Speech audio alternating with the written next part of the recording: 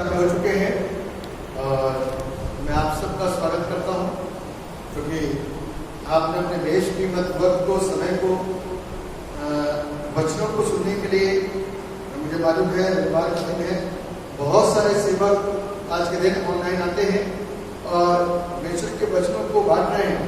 परमेश्वर का वचन ही नहीं, वो सुसमाचार है, एक ऐसा समाचार जो सु है यानी कि सुहावना है, यानी कि मनमोहक है, मन में शांति भर देने वाला और अशांत स्थितियों को खुशहाल कर देने वाला और जीवन के अंदर संतुष्टि देने वाला, आनंद से भर देने वाला और तमाम प्रकार की समस्याओं में घिरे हुए लोगों को एक खुशखबरी देने वाला वचन है। इसीलिए उसके आगे लगा हुआ है सुसमाचार। समाचार तो बहुत सारे हैं, लेकिन ये वाला जो समाचार है ये सु है, सुहावना है, अच्छा है और मन को शांति और संतुष्टि प्रदान करता है। इसलिए जितने लोग इस समाचार को जो सु है सुनने के लिए एकत्रित हुए हैं, बैठे हुए हैं, परमेश्वर में आप सबको खुशामदीद कहता हूँ, आप सबको जय यीशु मसीह की कहता हूँ और प्रभु यीशु मसीह के नाम में आप सबकी सलामती चाहता हूँ और ये दुआ करता हूँ कि प्रभु की आशीषें सदैव आपकी जिंदगी में ठहरी रहे और बनी रहे। इससे पहले कि हम लोग खुदा के कलाम में आगे बढ़ें, मैं आपके सामने कलाम पाक में से एक हिस्सा पढ़ना चाहता हूं जो सुसमाचार में से लिया गया है। और ये सुसमाचार का पाठ मत्ती रचित सुसमाचार से लिया गया है, उसका 11वां अध्याय और उसके 16वें पद से लेकर के 24 पद तक। मत्ती रचित सुसमाचार उसका 11वां अध्याय और उसके 24 पद से 16 पद से लेकर के 24 पद तक मैं आपके समक्ष में इस बाइबल के इस पोर्शन को रीड करूंगा। जिनके पास बाइबल, अपनी बाइबल को खोल सकते हैं ऑनलाइन और इस वचन को सुनने में जरा सा अपने ध्यान को केंद्रित करेंगे तो आप सब आशीषित किए जाएंगे। लिखा हुआ है, मैं इस समय के लोगों की उपमा किससे दूं? वे उन बालकों के समान हैं जो बाजारों में बैठे हुए एक दूसरे से पुकार पुकार कर कहते हैं, हमने तुम्हारे लिए बांसुरी बजाई और तुम ना नाचो, हमने विलाप किया और तुमने छाती नहीं पीटी, क्योंकि यूहन्ना ना खाता आया और ना पीता और वे कहते हैं उसमें दुष्ट आत्मा है। मनुष्य का पुत्र खाता पीता आया और वे कहते हैं देखो पेटू और पियक्कड़ मनुष्य, महसूल लेने वाले और पापियों का मित्र, पर ज्ञान अपने कामों से सच्चा ठहराया गया है। तब वो उन नगरों को लाना देने लगा जिनमें उसने बहुत से सामर्थ के काम किए थे, क्योंकि उन्होंने अपना मन नहीं फिराया। हाय खुराजीन, हाय बेतसैदा, जो सामर्थ के काम तुमने किए गए, यदि वे सूर और सैदा में किए जाते तो डाक बोलकर बरात में बैठकर वे कब के मन फिरा देते। परंतु मैं तुमसे कहता हूं कि न्याय के दिन तुम्हारी दशा से सूर और सैदा की दशा अधिक सहने योग्य होगी। हे कफरनहूम, क्या तू स्वर्ग तक ऊंचा किया जाएगा? तू तो अधलोक तक नीचे जाएगा। जो सामर्थ्य के काम तुझ में किए गए हैं, यदि सदोम में किए जाते तो वो आज तक बना रहता। पर मैं तुमसे कहता हूं कि न्याय के दिन तेरी दशा से सदोम की दशा अधिक सहने योग्य होगी। ये प्रभु यीशु क्रिस्त का सुसमाचार है। प्रभु यीशु क्रिस्त की स्तुति हो। इससे पहले कि हम लोग वचनों में अपने ध्यान को केंद्रित करें, अपनी आंखों को बंद करेंगे और प्रार्थना करेंगे कि इस कलाम को सीखने के लिए और समझने के लिए परमेश्वर अपना बुद्धि और अपनी आत्मा और अपनी सामर्थ्य हम सबको प्रदान करे, ताकि हम उसके समझ के अनुसार समझे, उसके बुद्धि के अनुसार ग्रहण करें और आशीषित हो जाए और अपनी आत्मिक जिंदगी का जो स्तर है उसको और ऊंचा कर सके। आइए हम सब लोग अपनी आंखों को बंद करके प्रार्थना में साथ सहयोग होंगे। दुआ। सारे आसमान और जमीन के खाली का मालिक हमारे जिंदा बाप आसमानी, हम हैं कि शुक्रगुजार हैं इस समय के लिए, इस वक्त के लिए जो आपने सबको प्रदान किया। कल रात में नींद की, सुबह की पाक सुबह दिखाई कि हम आपके नाम को आपके भवन में आकर के धन्यवाद दें इस बात के लिए कि प्रभु सोने के बाद में इंसान को नहीं पता होता है कि उसके साथ में इस रात में क्या होने वाला है। लेकिन खुदा तूने हमको मुफ्त की सांसें दे करके हमको एक बार फिर से नया जीवन दे करके नई सुबह दिखाई, नई रोशनी दिखाई, नई ताजगी प्रदान करी, नई ऊर्जावान बनाया। प्रभु आपका धन्यवाद।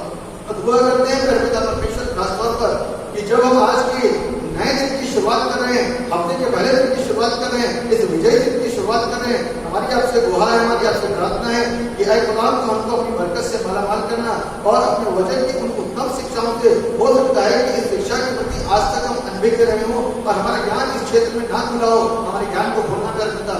सुनने वाला हर एक वो बंदा जो प्रभु किसी भी नकारात्मक उद्देश्य के साथ में प्रभु सुन रहा है, किसी भी प्रभु उद्देश्य के साथ में सुन रहा है या देख रहा है, प्रभु यीशु मसीह उस भाई और उस बहन की बुद्धि को, उसके दिल और दिमाग को, उसकी सोच को, उसके मनसूबों को बदल देना और उसको एक नया आत्मा देना और प्रभु पत्थर के हृदय को हटा करके नया मांस का हृदय भर देना, ताकि प्रभु यीशु मसीह वो सकारात्मक रूप में देखे और सोचे और सुने और प्रभु यीशु मसीह के नाम में उन आशीषों को प्राप्त कर सके जो आशीष अंतिम दिनों के लोगों के लिए रखी गई हैं, अविश्वासी लोगों के लिए रखी गई हैं और उन लोगों के लिए रखी गई हैं जो युवा लोग हैं, जो बुजुर्ग लोग हैं, जो विवाहित हैं, जो अविवाहित हैं, वे सब प्रभु यीशु मसीह के वचन की उत्तम शिक्षा से आज आशीषित किए जा सके। मेरा विश्वास है जो कुछ भी आज बताया जाएगा वो हमारी जिंदगियों के अंदर नक्श होगा और हम आशीष पाएंगे।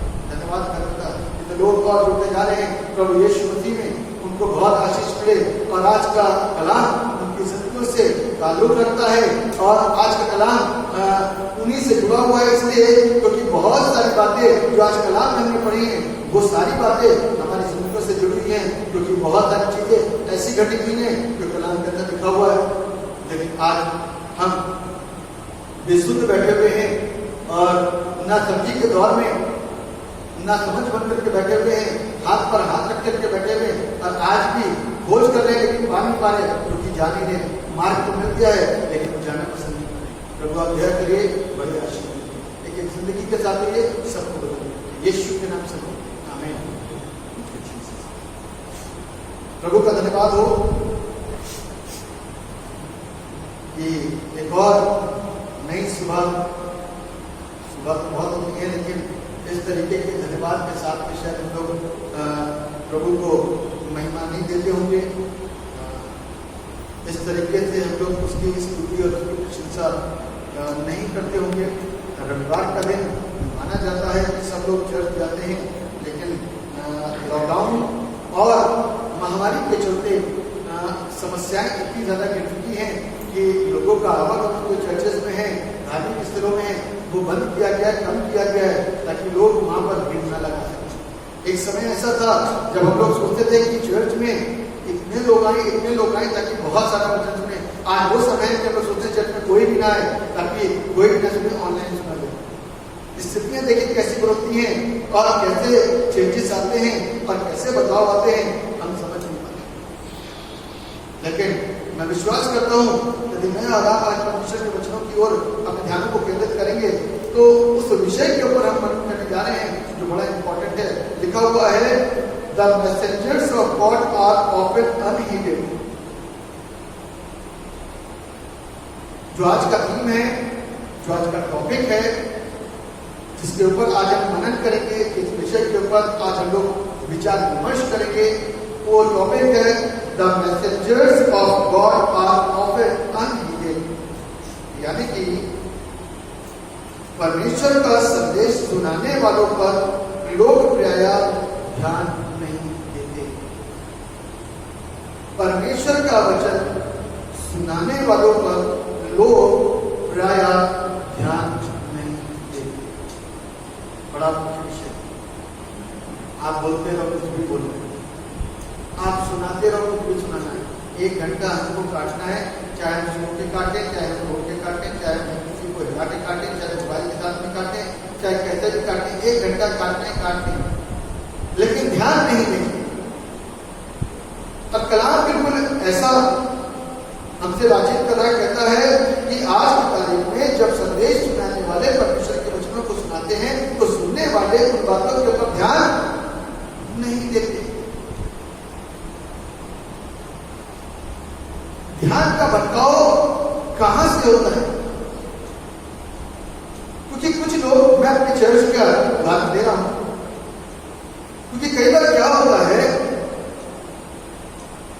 कि हम लोग परमेश्वर के वचन को जब सुनने के लिए तैयार होते हैं तो किसी दूसरे अन्य की एक्टिविटी के ऊपर हमारे जब ध्यान जाते हैं, चाहे वो छोटा बच्चा हो, चाहे वो कोई बड़ा व्यक्ति हो, चाहे वो कोई बीमार हो, चाहे किसी के अंदर बचाता हो, तो ध्यान उधर की ओर केंद्रित हो जाता है और फिर उसके बाद में शुरुआत से जो बात पकड़ने की होती है उसको पकड़ नहीं पाते।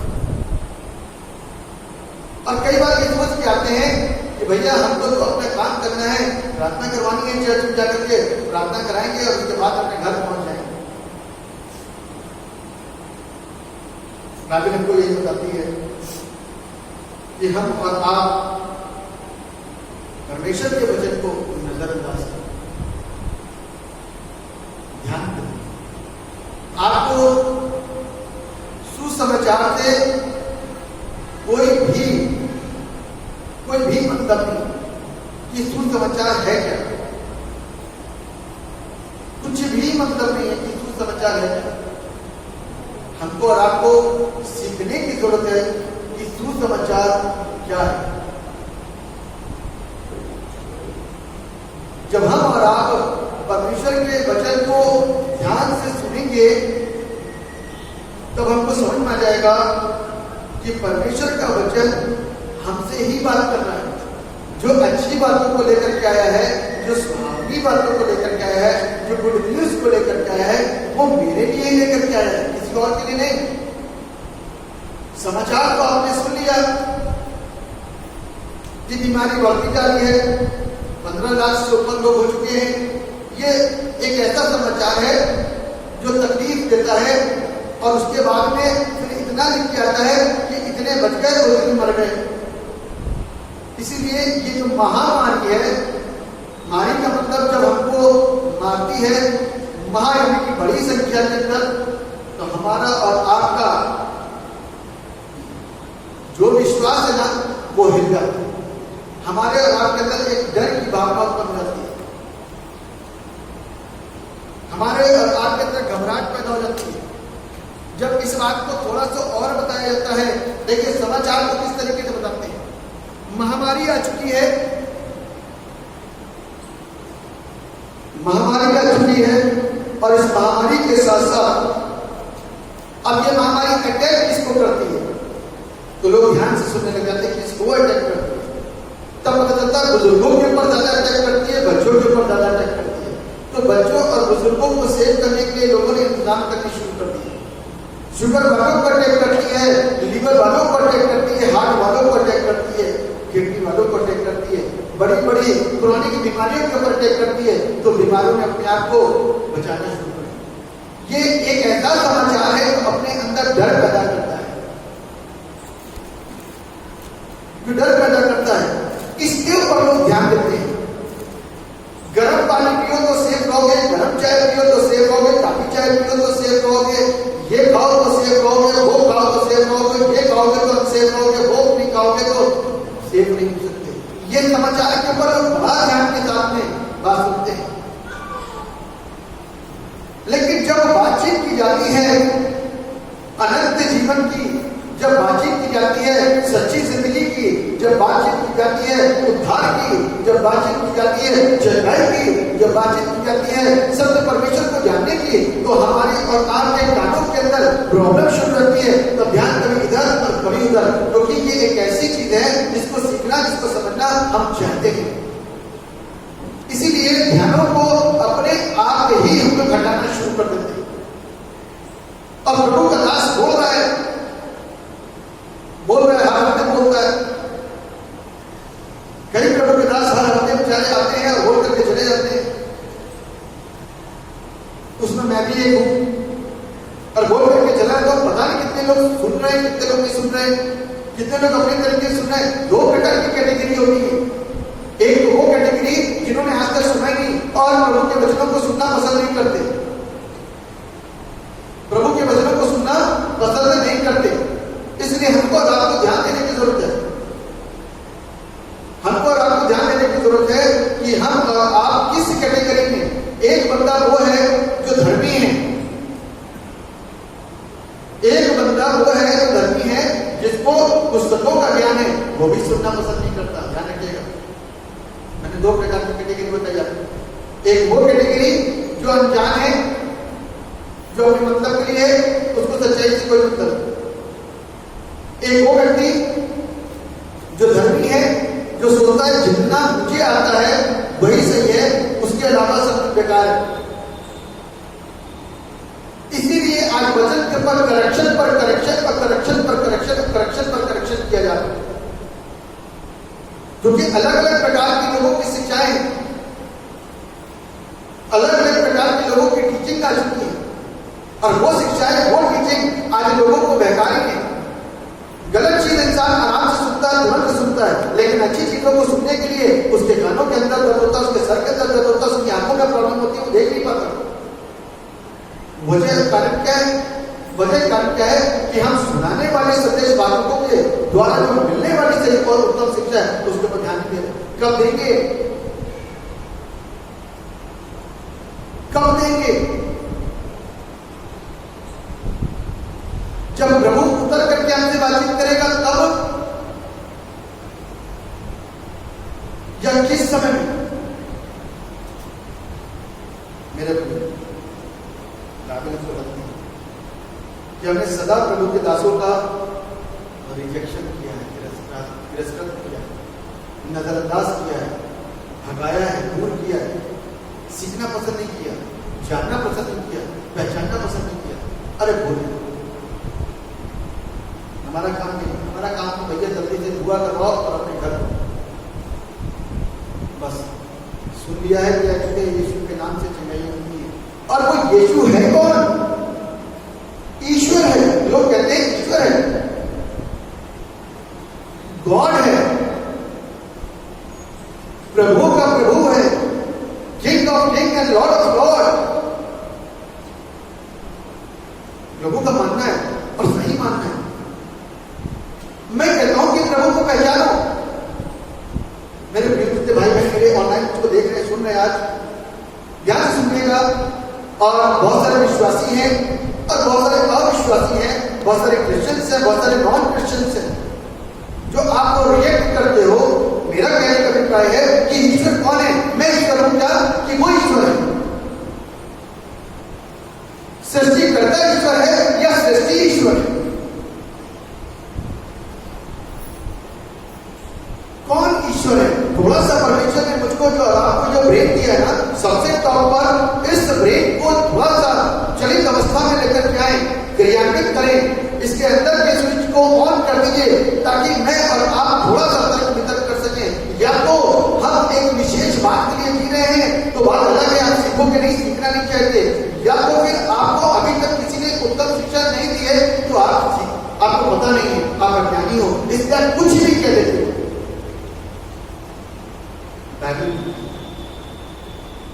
कि हमको और आपको परमेश्वर के वचनों को सीखने की जरूरत और आवश्यकता है। वो परमेश्वर झूठा नहीं है, वो परमेश्वर बेईमान नहीं है, वो परमेश्वर शादी ब्याह करने वाला परमेश्वर नहीं है, वो परमेश्वर बच्चों को पैदा करने वाला परमेश्वर नहीं है, वो परमेश्वर तरह तरह के कुकर्मों, तरह तरह के पापों, तरह तरह की चीजों में लिप्त रहने वाला परमेश्वर नहीं। वो परमेश्वर का काम सिर्फ एक है, वो है जीवन देना। उस परमेश्वर का काम है जीवन देना, और उसने आकर के जीवन दिया, ऐसा जीवन दिया जब तक धरती पर रहा तब तक लोगों को चंगा करा, मुर्दों को गाड़ के खड़ा कर दिया, लंगड़ों को चला दिया, गूंगों को बोलने की सामर्थ्य दे दी, बहरों को सुनने की शक्ति दे दी, दुष्टात्माओं को निकाल के बाहर करा, और तरह तरह की बीमारी से लोगों को जीवन दिया। उसने जीवन दिया। इसके अलावा कहीं और पर आप आ जाइए, कहीं और आपको जीवन जैसी बातें सुनाई देती हैं, और उसके अलावा और किस प्रकार का जीवन दिया तो दुनिया में कोई ताकत नहीं दे सकती थी। बाइबल इस बात को हमको और आपको सिखाती और बताती है, इस बात को क्लियर करती है। जो कलवरी क्रूस को आप हम पीछे देख रहे हैं, वो पीछे क्रूस का निशान बना हुआ है, और बहुत सारे लोग क्रूस को जानते हैं। ईसाई लोग क्रूस से बहुत ज्यादा प्रसिद्ध हैं। क्रॉस का चिन्ह है, लोग गले में टांग करके घूमते हैं। जितने भाई बहन आज की तारीख में क्रॉस को गले में टांग करके घूमते हैं, और उनको पता नहीं है कि क्रॉस का असली अर्थ और मायने क्या है, लेकिन उन्होंने उस क्रॉस को आज की तारीख में फैशन बना दिया है। फिल्मों में दिखाया जाता है तो क्रॉस को लेकर के भूतों के आगे चला जाता है तो भूत भागना शुरू हो जाता है। तरह तरह के लोगों के मंत्र हैं, तंत्र हैं, शिक्षाएं हैं, सोच है, विचार है, कुछ नहीं है। लेकिन इस बात को मैं आप लोगों को क्लियर करना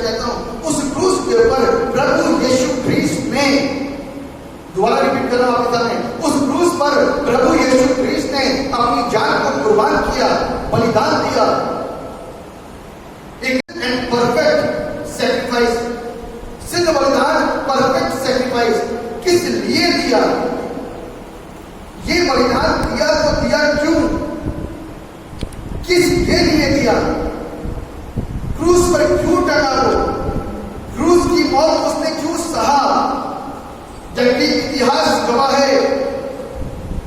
आज भी रोमन्स के पुस्तकों के पन्नों को पलट के देखेंगे तो आपको मिलेगा, और इतिहास इस बात का गवाह है कि उसकी मौत के लिए कोई भी दोष लोगों को नहीं मिला।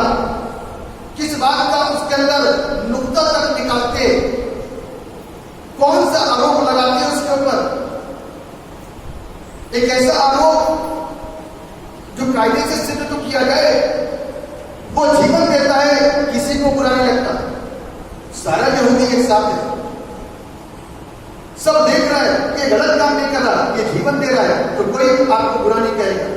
वो चंदा कर रहा है, कोई आपको बुरा नहीं कहेगा। वैभव के पास में आपने पूरी जिंदगी जाकर के लगा दी, और 1 मिनट और 1 घंटे के अंदर जब आपको प्रभु यीशु के नाम के द्वारा छुटकारा मिल जाता है, चंगाई मिल जाती है, बीमारी से आजादी मिल जाती है, और तरह तरह के ज्ञान को जो आपके ऊपर हावी थे उसके अलावा आपके पास में सीधा और सच्चा नया ज्ञान जब आ जाता है, तो बुद्धि खुल जाती है, एक्सपेंड हो जाती है,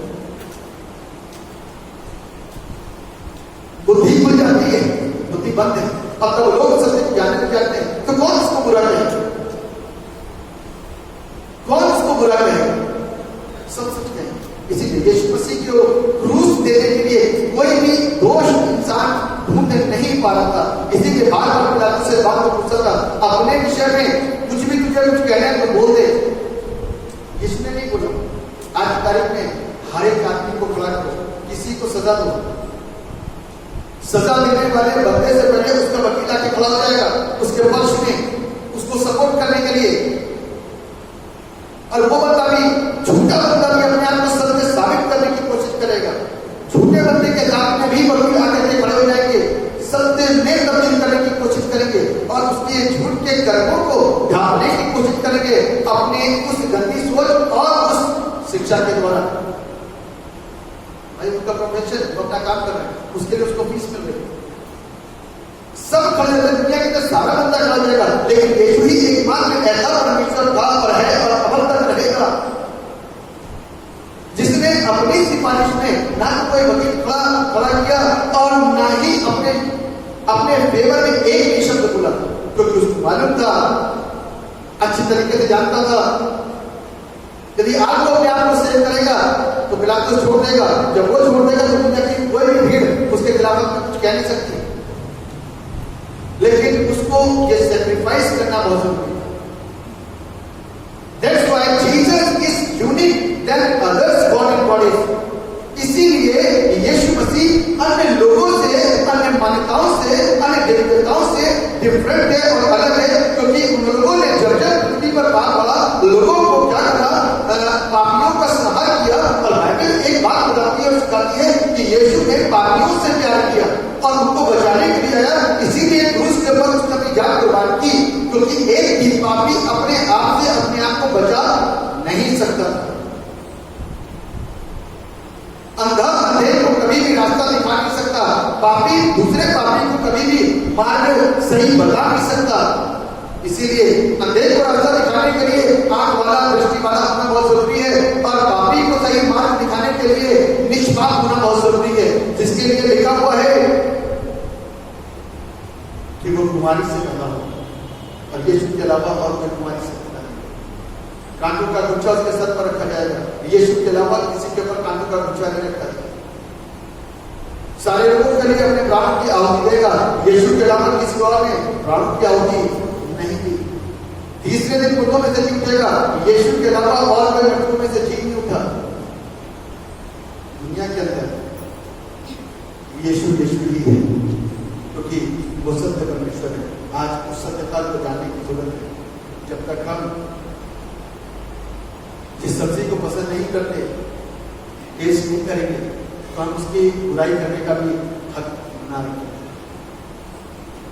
जिस चीज के विषय में हम जानते नहीं, उसको बुरा ना कहें। एक मत, एक विश्वास होकर के किसी के विरोधी ना बने। मैं कभी नहीं कहता कि जो मैं तो इंसान था। उस सत्य को जाना, जो सत्य सदैव आपकी आवाज को सुनता है। मैं आप लोगों को जितने ऑनलाइन देख रहे हैं, सुन रहे हैं, आपको चैलेंज करता हूं, यदि आप लोगों में से किसी के पास में भी कोई समस्याएं हैं, तो यीशु का नाम लेकर के मांगे, एक बार देखना, ट्राई करना विश्वास के साथ में सोचना कि मैं अभी कहीं से जुड़ा हुआ नहीं हूं, मुझे एक नाम बताया गया है यीशु, इस यीशु के द्वारा जीवन मिलता है, समस्याएं से जुड़ती हैं। तो एक बार यीशु का नाम लेकर के देखना अपने जीवन के अंदर जीवन बदल जाए। मेरे प्रिय, ऐसा ही कुछ यूहन्ना बपतिस्मा दाता के समय में हुआ।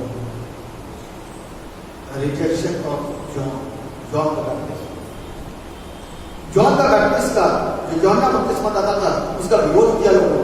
क्या विरोध किया लिखा हुआ है, मैं आपके साथ में पढ़ूंगा। उसने कहा 18वें पद में, मत्ती रचित सुसमाचार 11वां अध्याय उसका 18वां पद, क्योंकि यूहन्ना न खाता आया और न पीता। फिर से मैं रिपीट कर रहा हूं, यूहन्ना न खाता आया न पीता, और वे कहते हैं उसमें दुष्ट आत्मा है। अगर खाना अगर पानी के बनता है तो लोगों ने कह दिया इसमें दुष्ट आत्मा है। अब उसके कामों पर देख लो जरा, काम क्या कर रहा था, लोगों को जीवन की बातें बता रहा था, लोगों का सीधा बात बता रहा था, लोगों को सत्य बता रहा था, लोगों को जीवन दिलवा रहा था, लोगों को एकमात्र सत्य परमेश्वर से उसके संपर्क करवा रहा था। लोग जो सूर्य की पूजा करते थे तो बताता सूर्य को बनाने वाला उसको मानो और उसको जानो। सूर्य की पूजा करते वो तो सृष्टिकर्ता की सृष्टि है। चांद की पूजा कर रहे हैं वो तो सृष्टिकर्ता की सृष्टि है। मैं तुम्हें सृष्टिकर्ता से मुलाकात करा रहा हूं और तुम सृष्टि के पीछे पड़े हो। तो मेरे प्रियो, आज कहीं हम सृष्टि को तो नहीं पूज रहे। यदि ऐसा कर रहे हैं तो मैं आपको सिखाना चाहता हूं कि सृष्टिकर्ता को जाने, सृष्टिकर्ता को पहचाने,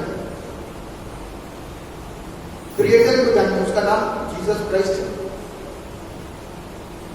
यीशु मसीह 2000 साल पहले आया, लेकिन वो इसलिए आया क्योंकि ईश्वर यीशु नाम लेकर के धरती पर आया ताकि वो काम जो दुनिया के किसी भी व्यक्ति ने नहीं करा करके उस काम को करके दिखाए जिससे सारी दुनिया हिल जाती है।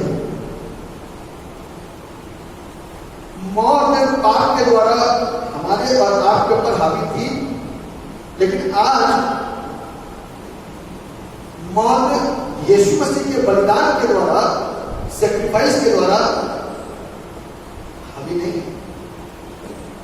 डर गए, शैतान डर गया, उसके मंसूबे खत्म हो गए, उसके मंसूबे फेल हो गए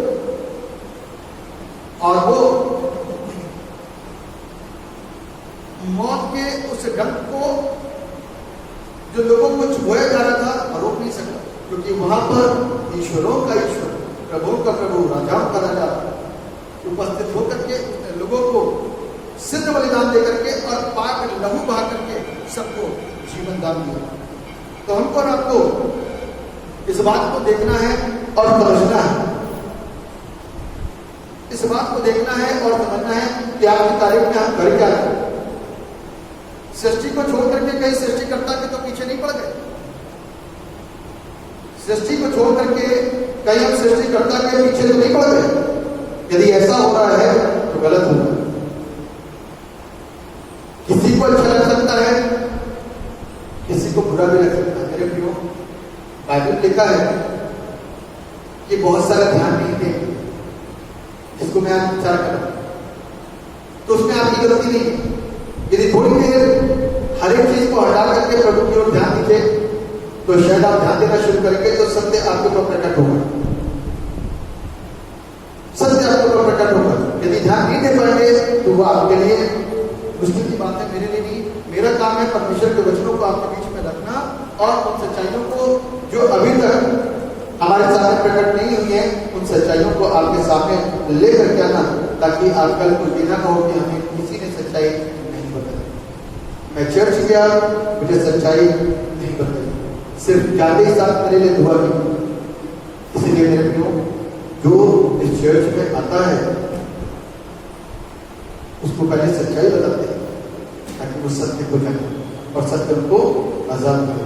तो इसीलिए परमेश्वर के दास को रिजेक्ट करने का अर्थ है परमेश्वर को रिजेक्ट करना, परमेश्वर के वचन को रिजेक्ट करना, सच्चाई को रिजेक्ट करना, उस ईश्वर को रिजेक्ट करना।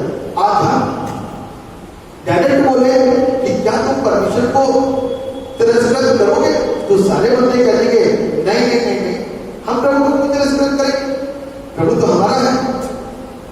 प्रभु तो सब कुछ का है, सबका है, तो हम उसको तिरस्कार क्यों करेंगे? डायरेक्ट बात करेंगे तो आप में से एक ही बंदा प्रभु को तिरस्कार नहीं करेगा, रिजेक्ट नहीं करेगा। यदि डायरेक्ट आएंगे आपके पास में तो आप बंदे को रिजेक्ट करो। मैं इस सृष्टि की पूजा नहीं करवा रहा हूं, इस सृष्टि के द्वारा उस सृष्टिकर्ता को बताने के लिए जस्ट प्रयास कर रहा हूं, कोशिश कर रहा हूं, एफर्ट कर रहा हूं। क्योंकि यदि मैं ना बताऊं तो सब सृष्टि की ही पूजा करेंगे। हो सकता है कि इंसान मेरी पूजा करने लग जाए, किसी और चीज की पूजा करने लग जाए। यहूदी लोगों के विषय में लिखा है कि उन्होंने एक बछड़ा बनाया और उसकी पूजा करने लग गए। उनको थोड़ी देर लगी, मूसा भी दिखाई नहीं दिया, तो उन्होंने अपने लिए एक बछड़ा बनाकर, देवता बनाकर उसको पूजना शुरू कर दिया। भैया, इसीलिए एक नए बंदा को बताने वाला होना चाहिए। ध्यान से सुनिए, इसको नजरअंदाज करके ध्यान से सुन करके परमेश्वर के वचनों को, परमेश्वर की उन सच्चाइयों को सीखने की कोशिश करें। एक बार छोटा सा सवाल आपके साथ रख रहा हूं, परमेश्वर आपकी दृष्टि में कैसा होना चाहिए?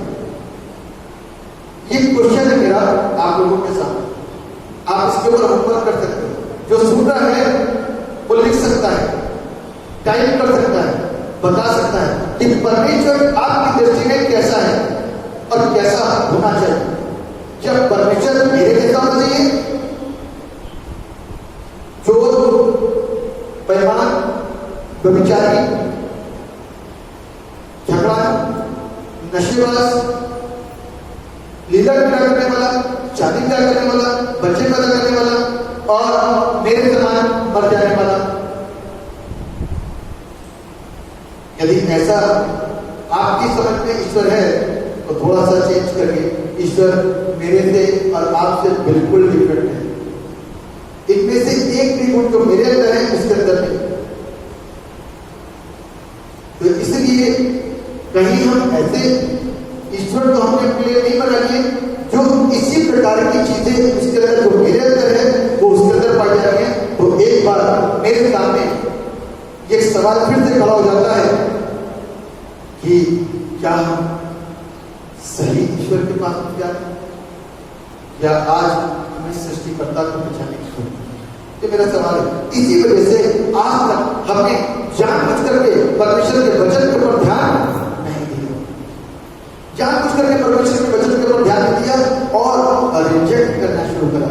आज की तारीख में किसको रिजेक्ट करते हो मुझको बताओ जरा। यदि एक दारू पीने वाले से, एक नशेबाज से, एक सिगरेट पीने वाले बंदे से मैं क्या करके कहूं सिगरेट नहीं पीनी है, नशा नहीं करना है, तो दोबारा मेरे पास आओगे, मेरे सामने पियोगे? नहीं। तो रिजेक्ट किसको करा आपने? सच्चाई को, सच्चे व्यक्ति को, सच बोलने वाले को, जीवन की बातें दिखाने वाले उसको रिजेक्ट करा।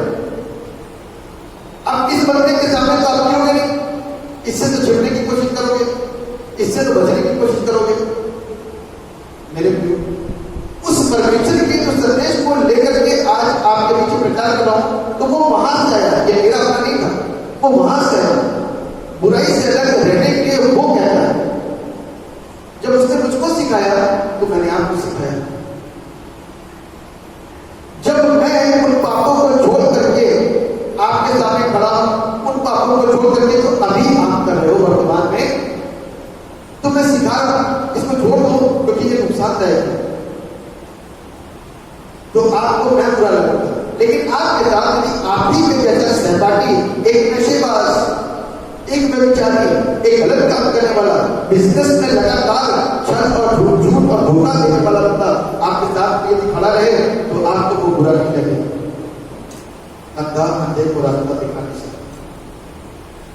मैं सोचता हूं कि आपको समझ आ रहा होगा सारी बातें कि एक पापी से दूसरे पापी को कोई प्रॉब्लम नहीं, शैतान से शैतान को कोई प्रॉब्लम नहीं, शैतान को पाप से कोई प्रॉब्लम नहीं, शैतान को गंदे काम करने वालों से कोई प्रॉब्लम नहीं। शैतान को प्रॉब्लम किससे? अच्छे काम करने वालों से, धर्मी व्यक्तियों से। और धर्मी का जो एक नकार है ना, वो बहुतों के ऊपर पड़ा हुआ, लेकिन दे आर वन रचेस शब्दों पे मत जाइए।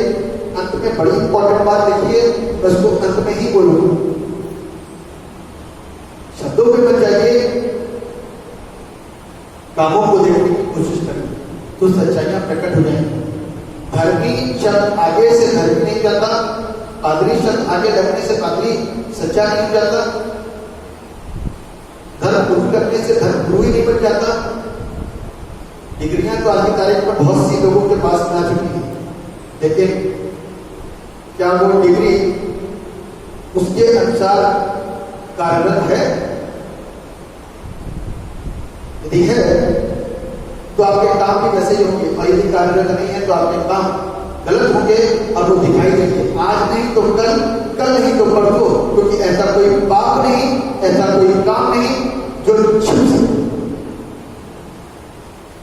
सारे काम उजागर तो बात बताती है कि उन्होंने जॉन द बैप्टिस्ट को, जो लोगों को प्रचार करता था, उसको क्या कर दिया? रिजेक्ट कर दिया। कुछ ही लोगों ने उसको स्वीकार किया। तब उनसे वो कहता है, हे साल के बच्चों, तुम्हें किसने सिखा दिया कि तुम्हें यीशु मसीह के पास आने की जरूरत है? तुम तो कहीं कहीं जा रहे थे ना, आज यीशु के पास कैसे आ गए? तब वो बता देगा, तब वो कहेगा कि यीशु ने मुझे दर्शन दिया, यीशु ने मुझे सिखाया, यीशु ने मुझे बताया, यीशु ने मुझसे बात करी, और जैसा तुम कहते हो इसके अंदर सच्चाइयां हैं। मैं इसको त्याग नहीं सकता, छोड़ नहीं सकता। मुझे सच्चाइयां शर्मन लगे, मेरी बुद्धि खुल गई है, मैं अंधकार में गिरा था, मैं रोशनी में आ गया। आज प्रभु का वचन मुझको और आपको और रोशनी में लेकर के आना चाहता है। क्या आज मैं और आप रोशनी में आना चाहते हैं कि आज भी ध्यान नहीं दे रहे? दूसरा point, the rejection of Jesus, यीशु मसीह का तिरस्कार किया, यीशु मसीह को नजरअंदाज किया। यीशु मसीह का कलाम कहता है कि यूहन्ना रचित सुसमाचार का पहला अध्याय और उसके आरंभिक पदों में कि वो अपनों के पीछे आया और उसके अपनों ने उसको क्या कर दिया? नहीं पहचाना, रिजेक्ट कर दिया। क्योंकि हमने आज की तारीख में जो इमेजिनेशन ईश्वरों की बना रखी है वो डिफरेंट है।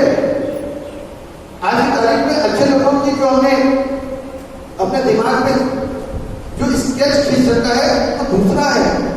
अभी सच को नहीं सकता रहा कौन, सिंपल सी बात है। आज की तारीख में पुराने समय में और आज के समय में, पुराने समय में मैंने सुना है लोगों के अंदर प्योर देसी ही आधा आधा किलो पी जाते थे और हजम भी कर जाते थे। आज की तारीख में अच्छा खाना उनको पसंद भी नहीं आता और हम हजम भी नहीं कर पाते। क्या प्रॉब्लम है? क्या प्रॉब्लम है? प्रॉब्लम आप क्या है कि शरीर ऐसा बना लिया,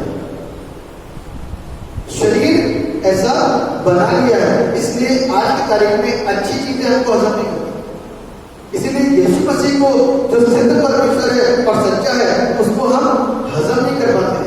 वो कहता है ये नहीं करना, वो कहता है ये नहीं करना, वो कहता है ये नहीं करना, वो कहता है विचार नहीं करना, वो कहता है चोरी नहीं करना, कहता झूठ नहीं बोलना, वो कहता माँ बाप का आदर करना। आज की तारीख में माँ बाप का आदर तो खत्म हो चुका है। वो कहता है हर प्रकार परमेश्वर के भवन में जाओ, खत्म हो चुका है। वो कहता प्रतिदिन मेरे पास आओ, वो खत्म हो चुका है। वो कहता चोरी ना कर, झूठ ना कर, विचार ना कर, लालच ना कर, वो सब खत्म हो चुका है। तो बचा क्या है और बना क्या है? बात भ्रांत शिक्षा, परंपरा चली आ रही वो बनी, ढोंग बना हुआ है, आडंबर बना हुआ है, इसमें मजा जो जिस पैसे से खरीदी और बेची जा सकती है। लेकिन ईश्वर को कोई भी बंदा, ध्यान से समझिएगा, ईश्वर को कोई पैसे से खरीद नहीं सकता, चाहे कितने दान करना। ईश्वर आपके पैसों का भूखा नहीं है, आपके पैसों का प्यासा नहीं है। यीशु मसीह जीवन की बातों को लेकर के आया, आपने उस जीवन को स्वीकार नहीं किया और उसका यीशु मसीह के लिए कहा कि इसको क्रूस दे दो और बरअब्बा को छोड़ दो। वो बरअब्बा कौन था मालूम है? डाकू था। यीशु मसीह कौन था? सच्चाई थी।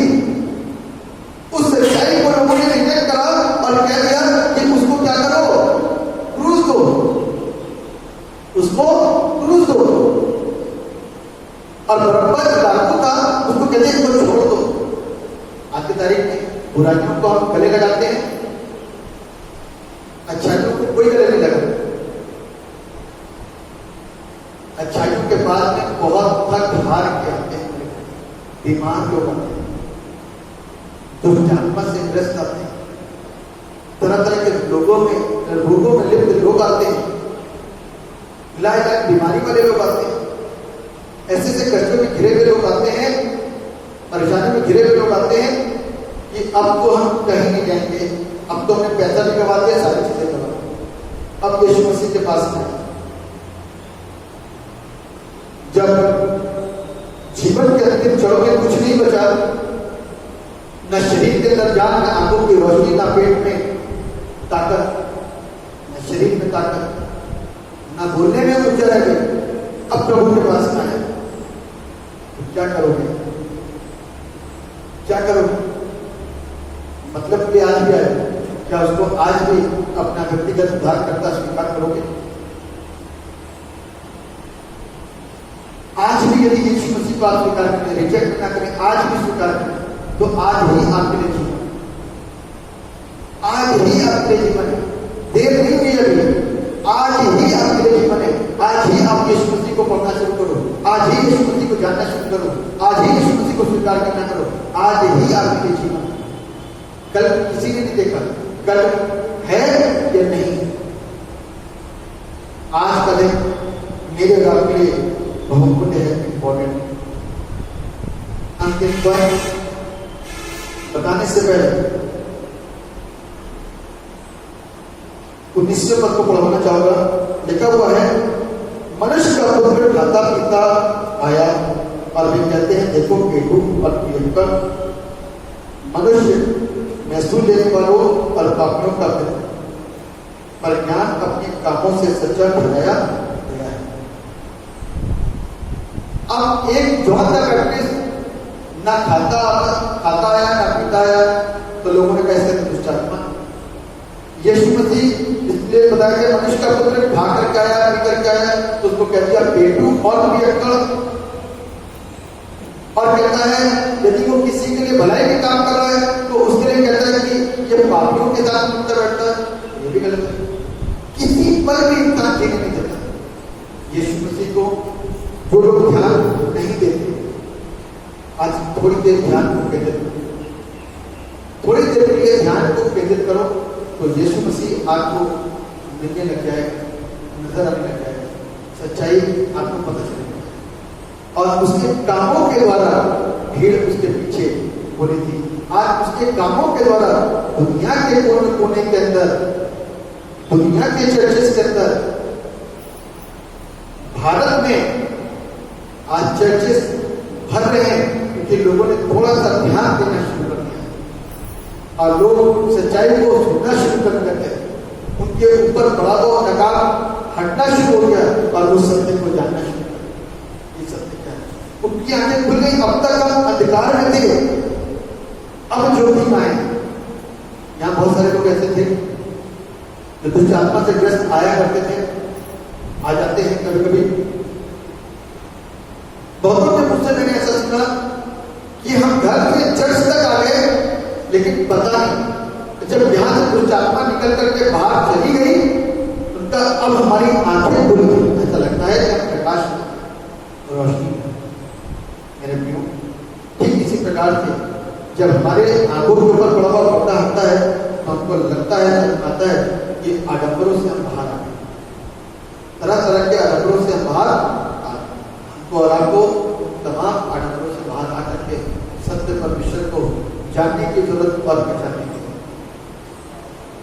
मेरा विश्वास है यदि आज आप इस सत्य को जानोगे ना, तो सत्य आपको आसान है। अंतिम बात, द रिजेक्शन ऑफ पीपल्स। आज लोगों ने प्रभु के मैसेंजर्स को क्या कर रखा है? लोगों को, प्रेरितों को, पासवानों को, सेवकों को, उनको भी रिजेक्ट कर रखा है। हमें नहीं चाहिए, हमें नहीं चाहिए, हमें नहीं चाहिए, हमें नहीं चाहिए। सिर्फ एक ही राग अपना रखा है, एक ही राग अपना रखा है। मेरे प्रियो, क्या बुरा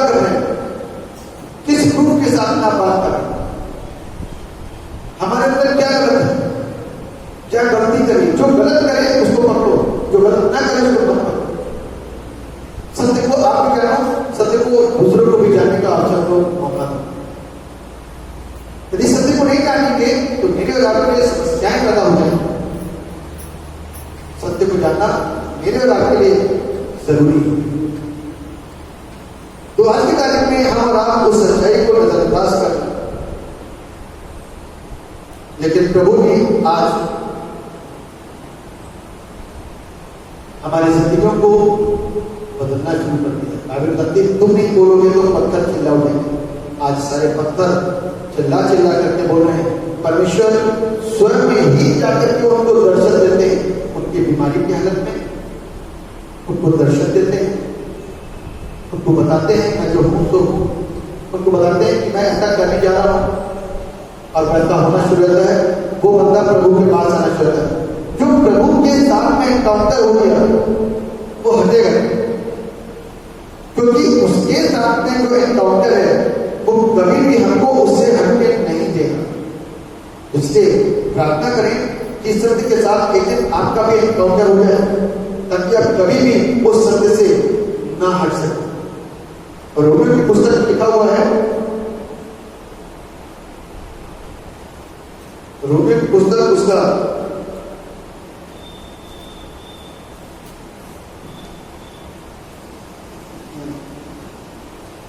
रोमियो की पुस्तक उसका 10वां अध्याय लिखा हुआ है 17वें पद में, विश्वास सुनने से और सुनना मसीह के वचन से होता है। परंतु मैं कहता हूं कि क्या उन्होंने नहीं सुना?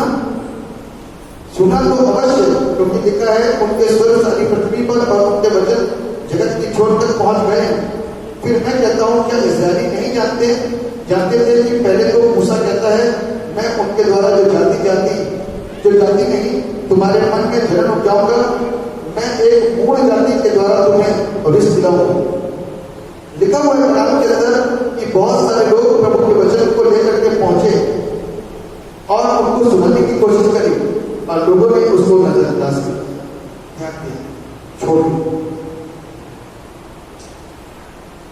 मेरे प्रियो, कब तक जानबूझ करके हम ऐसे बने रहे? जानबूझ कर गंदा देख करके तो कोई बिस्तर में बैठना पसंद नहीं करता, पत्थर देख करके तो कोई खाना भी पसंद नहीं करता। यदि पत्थर के टुकड़े पड़े हो कोई खाए। बाल मिट जाए खाने में दो लोगों को प्रॉब्लम होती है, कुछ मीट मिट जाए, चिड़िया की मिट जाए खाने में दो प्रॉब्लम होती है, चाय के अंदर मक्खी गिर जाए दो प्रॉब्लम होती है।